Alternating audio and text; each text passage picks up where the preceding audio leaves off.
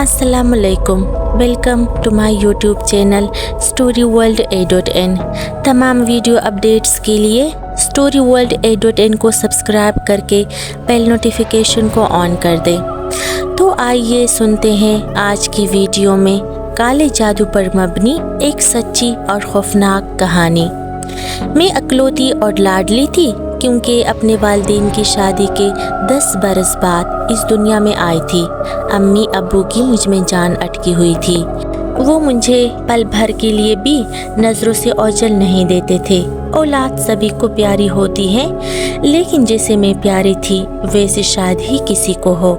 माँ बाप ही नहीं, दादा दादी फूफी चाचा सब मेरी चाहत में दीवाने थे। उन दिनों में 7 साल की हो गई थी। हमारे पड़ोस में एक मकान खाली हुआ और उस खाली मकान में एक औरत रहने लगी। उस औरत की उम्र 28 बरस थी और वो बे औलाद थी। शुरू में उसके हालात का कुछ पता न था, लेकिन जब अम्मी के पास उसने आना जाना शुरू किया तो उसने बताया कि शादी को 10 साल गुजर चुके हैं। शौहर ने दूसरी शादी कर ली है क्योंकि वो औलाद चाहते थे। अब वो नई बीवी के साथ रहते हैं। उस औरत का नाम मुनज़्ज़ा था और शौहर ने उसे ये घर किराए पर लेकर दिया था जो हमारे पड़ोस में था। उसका शौहर अलग घर में दूसरी बीवी के साथ इसलिए रहता था कि दोनों औरतों के दरमियान झगड़ा होने से वो भी सुकून ना हो। मुनज़्ज़ा खाला का शौहर खुशहाल आदमी था, लिहाजा वो मुनज़्ज़ा खाला को हर माह के खर्च के लिए माकूल रकम दे जाता था।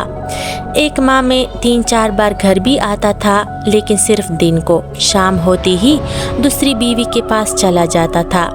वो रात को खाला मुनज़्ज़ा के साथ इस वजह से नहीं रहता था कि उसकी दूसरी बीवी ने कसम दे रखी थी कि अगर तुम पहली बीवी के घर एक रात भी रहे तो मैं तुमसे तलाक ले लूँगी।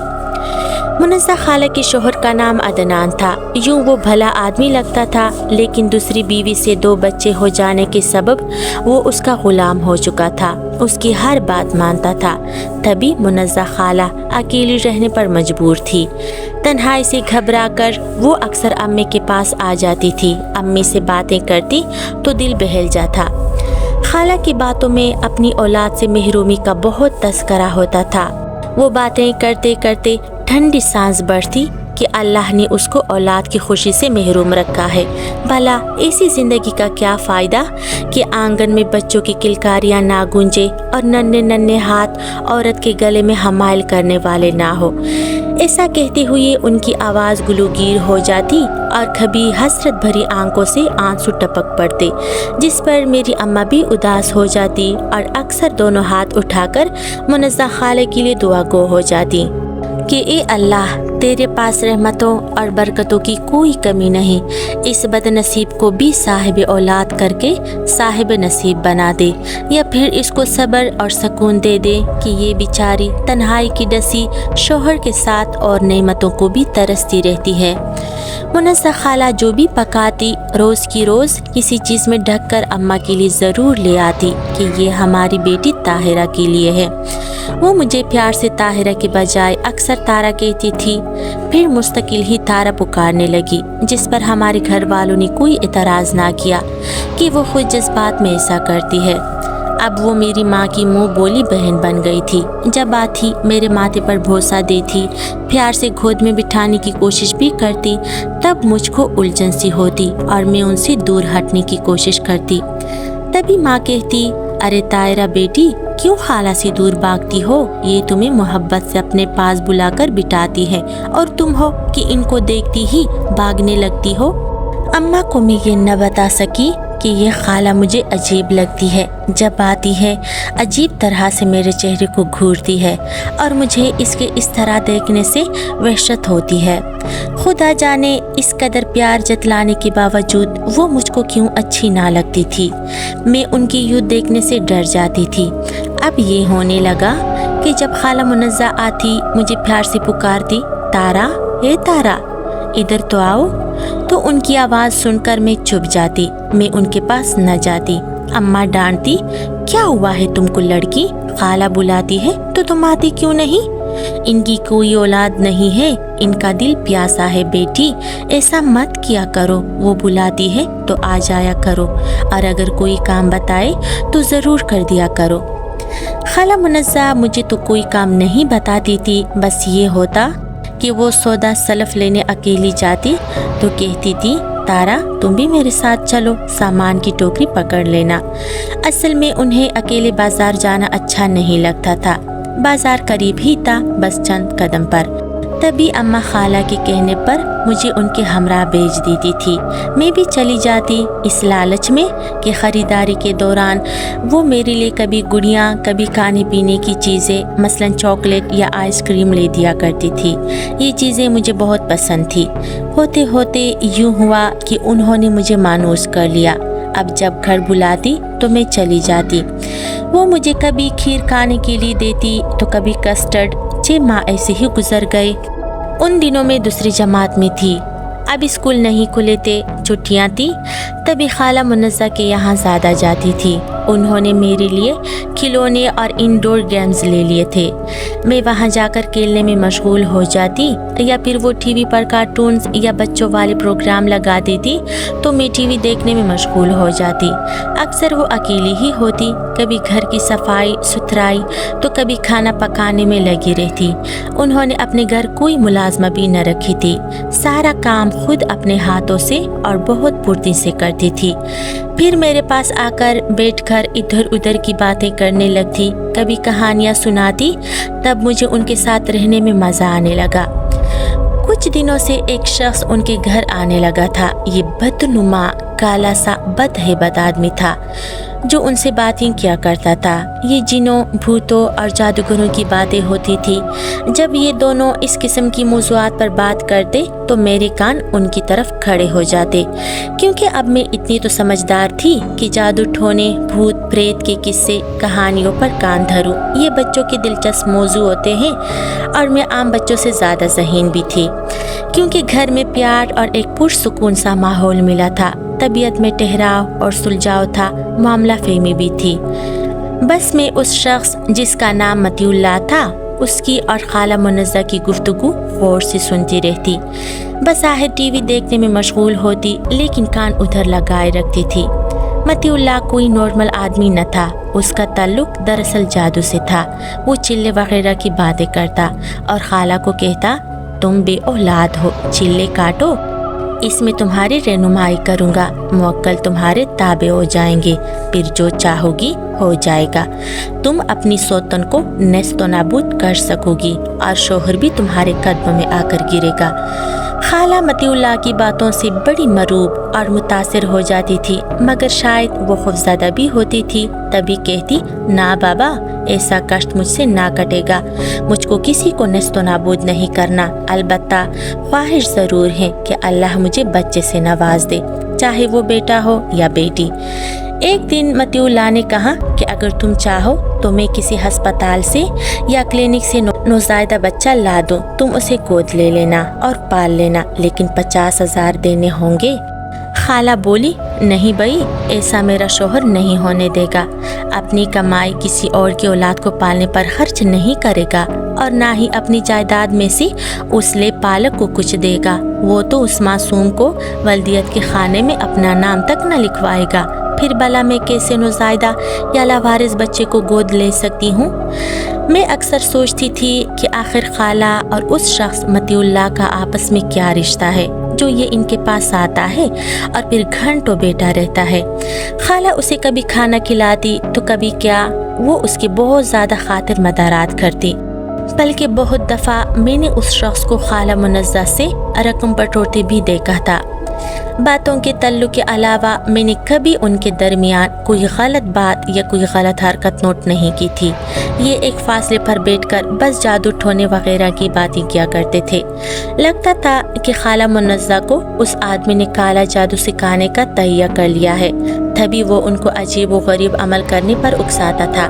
कभी कहता था कि काले बकरे का सर लाओ, उस पर रात के 12 बजे फला मंत्र पढ़कर 40 दिन का अमल पूरा करोगी तो समझ लेना कि मुराद पालोगी।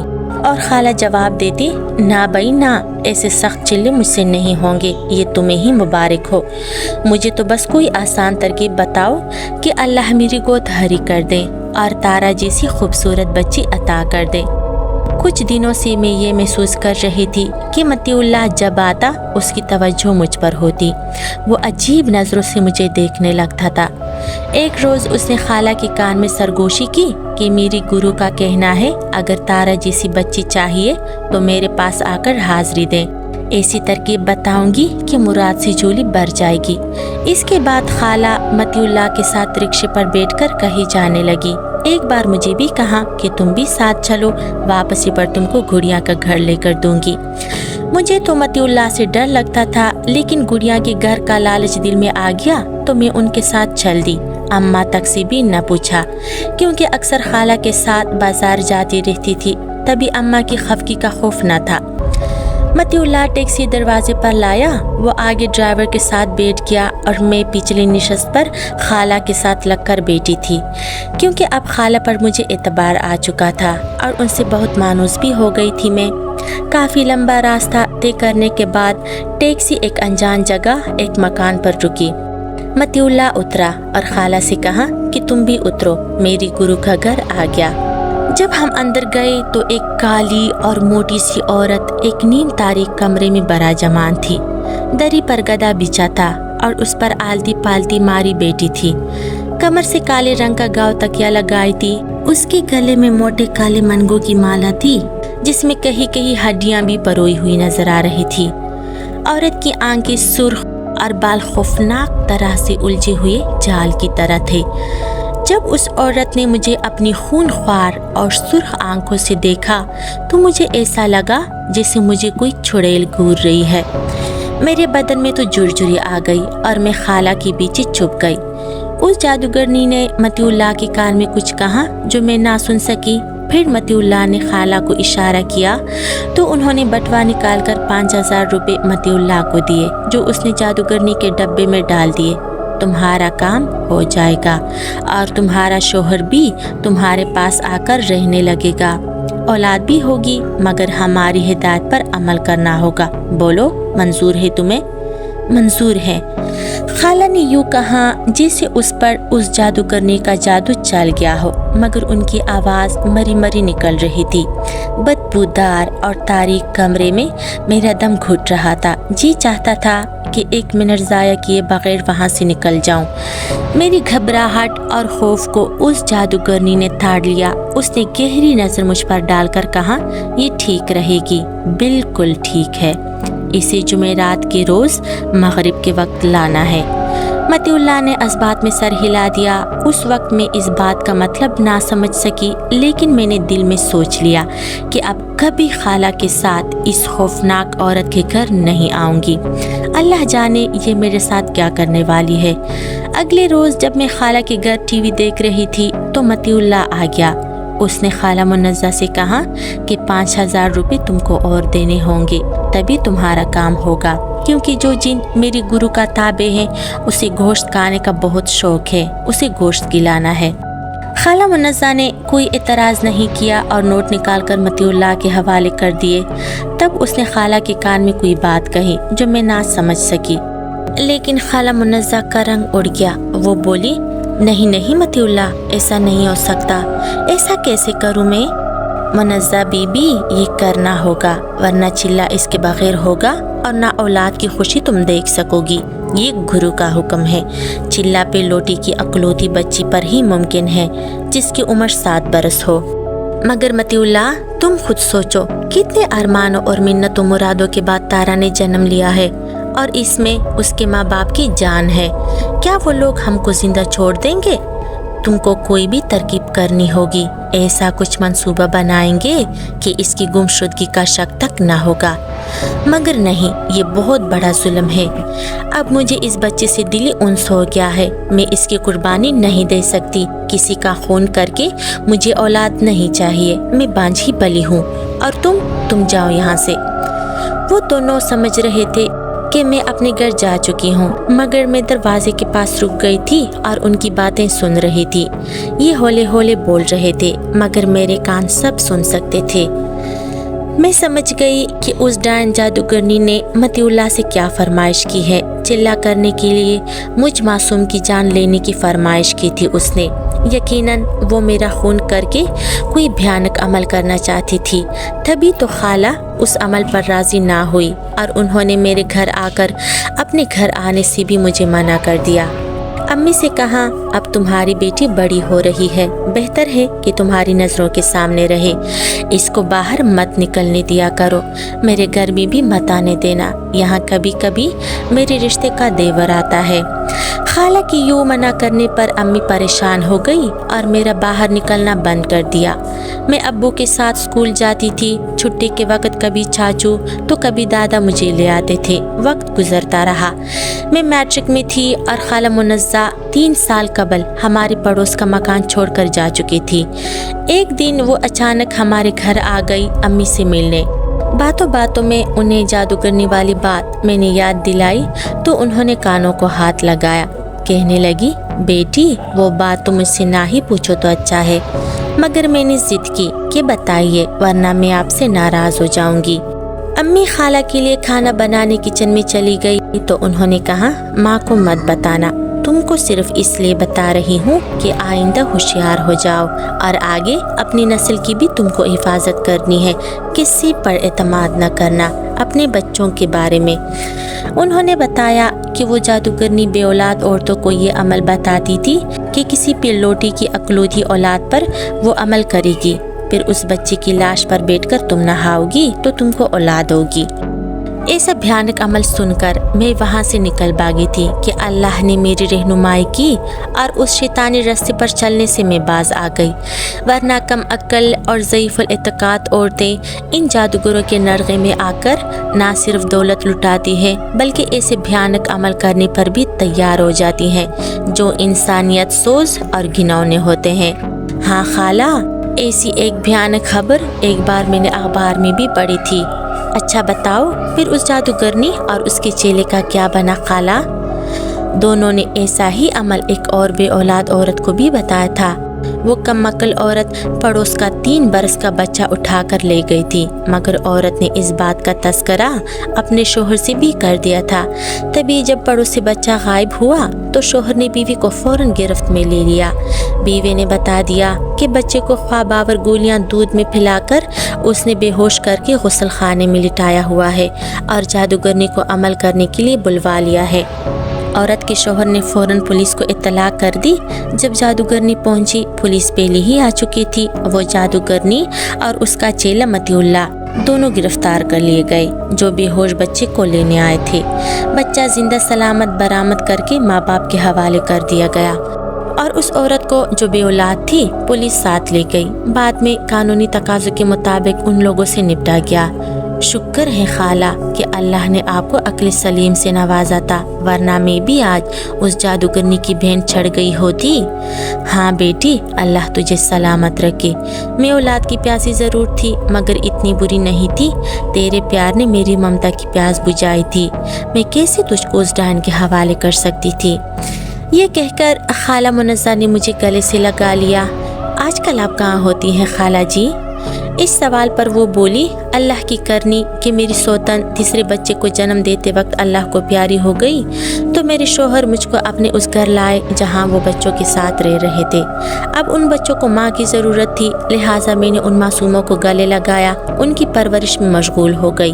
बच्चे मुझसे और मैं उनसे प्यार करती हूँ। ये मेरी कोख से पैदा नहीं हुए तो क्या हुआ, मेरे शोहर के बच्चे भी मेरी ही है ना। वो मुझे प्यार करते हैं, मेरी इज्जत करते हैं और मैं उन पर फिदा हूँ।